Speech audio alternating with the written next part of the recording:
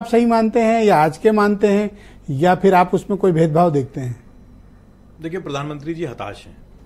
10 साल सत्ता चलाने के बाद भी अगर आप नोटिस करेंगे तो उनके किसी भी चुनावी भाषण में कहीं वो जो उन्होंने काम अगर कुछ किया होता तो उसकी चर्चा करते। अब वो चर्चा क्या कर रहे हैं? कल जो उनका बयान था निहायत दुर्भाग्यपूर्ण था और मुझे शर्म आती है उन्हें प्रधानमंत्री कहते हुए। वो क्या कह रहे हैं कि साहब वो मुसलमानों को पूरा संसाधन दे देंगे। वो कह रहे हैं जिनके बच्चे ज्यादा हैं, ये भी तो स्टेटमेंट में था ना, जिनके बच्चे ज्यादा हैं उनको दे देंगे। पर वो कह रहे हैं वो तो आपके नेता ने कहा था। नहीं, और आपके नेता के हवाले से उन्होंने नहीं, ये स्टेटमेंट उनका था। फिर उन्होंने कहा कि साहब मनमोहन सिंह साहब ने अपनी स्पीच में कहा था। पिछले जब से ये लोग सत्ता में आए हैं 14 से 100 बार ये बात उठा चुके हैं और 100 बार उसका फैक्ट चेक सामने आ चुका है। पूरा जो स्पीच थी मनमोहन सिंह साहब की, आप चाहेंगे तो मैं आपको भेज दूं। हाँ, पढ़ दीजिए, बिल्कुल पढ़ दीजिए। अपने बारे में कह लीजिए। उन्होंने कहना शुरू किया कि साहब इस देश के संसाधनों पर पहला हक अल्पसंख्यकों का, माइनॉरिटीज का, SC का, ST का, OBC का, दलितों का, महिलाओं का, अल्पसंख्यकों का और खासतौर पे मुसलमानों का। ये पूरा स्पीच है उनका।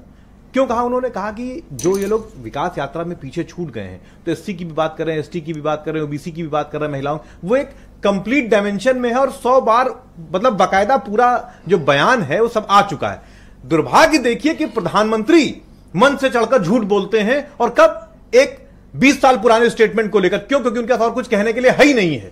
उनके पास ये कहने के लिए नहीं है क्योंकि उन्होंने झूठ बोला था 14 में कि हम रोजगार देंगे, रोजगार नहीं दे पाए।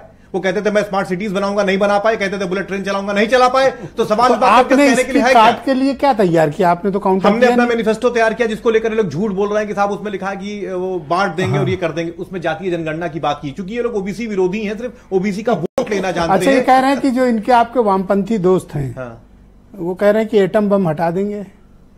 ऐसा है कि ऐसा कोई स्टेटमेंट तो है नहीं। पहले तो मैनिफेस्टो में एक मिनट मैं अपनी बात पूरी कर लूं। मैनिफेस्टो में हम इस देश की सुरक्षा के लिए हमेशा तत्पर रहे हैं। ऑन रिकॉर्ड में कह रहा हूं मनीष भाई, मैंने आपके बीच में बोला नहीं था, एकदम नहीं बोला था। मैं एक चीज समझने चाहता हूं, जो आपके मित्र का, जैसे भाई मनीष जी जो बोलेंगे ये इंडोर्स कर रहे हैं, अनिल दुबे, आप भी वामपंथियों के एजेंडे को इंडोर्स करते हो? बिल्कुल नहीं। हम देश की सुरक्षा के साथ कोई समझौता नहीं करेंगे। इस देश में लड़ाइयां लड़ी हैं, हम शहीद हुए हैं इस देश में। 71 की लड़ाई, 65 की लड़ाई हम लड़े हैं इस देश में, मजबूती से लड़े हैं। एक सवाल और है जी, अमेठी रायबरेली में चुनाव है, कोई लड़ेगा कांग्रेस? बिल्कुल लड़ेगा और मजबूती से लड़ेगा। और आज की डेट में ये भाई साहब टिकट तक घोषित नहीं कर पाए हो।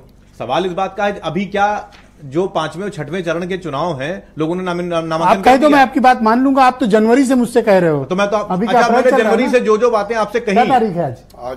ब्रिजेश जी 22 है। ब्रिजेश जी जनवरी में कहा था ना इन्होंने। ब्रिजेश जी मैंने जो बातें यहाँ पर कही थी सब सही साबित हुई। हमने गठबंधन की बात आपसे की थी। मुझे कैंडिडेट का नाम बता दो, मैं आगे नहीं पूछूंगा।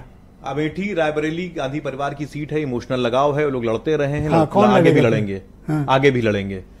बाकी ये राहुल और प्रियंका लड़ेंगे। ये फैसला आप जानते हैं इस बात को कि मनीष सिंघवी यहां बैठकर नहीं तय कर सकते। 26 अप्रैल कर रहे थे, उनसे पूछिए। मैं लेकिन जो महत्वपूर्ण बात करना चाहता हूं वो पूरी कर लूं अपनी। जी देखिए सर, अब बस 10 सेकंड बचा सर, मैं अपनी बात पूरी करूंगा, आप मेरी बात सुन लीजिए 1 मिनट। ये एक मैनिफेस्टो को लेकर झूठ फैला रहे हैं कि हम कह रहे हैं कि साहब हम किसी में बांट देंगे। संपत्तियां बांटी नहीं जाती हैं, संपत्तियां जो गरीब लोग होते हैं उनके बीच में दी जाती हैं। ये क्या बात करेंगे? इनके दौर में असमानता की स्थिति इनके दौर में असमानता की स्थिति 15 लोग 70 करोड़ लोगों के बराबर लेके बैठे।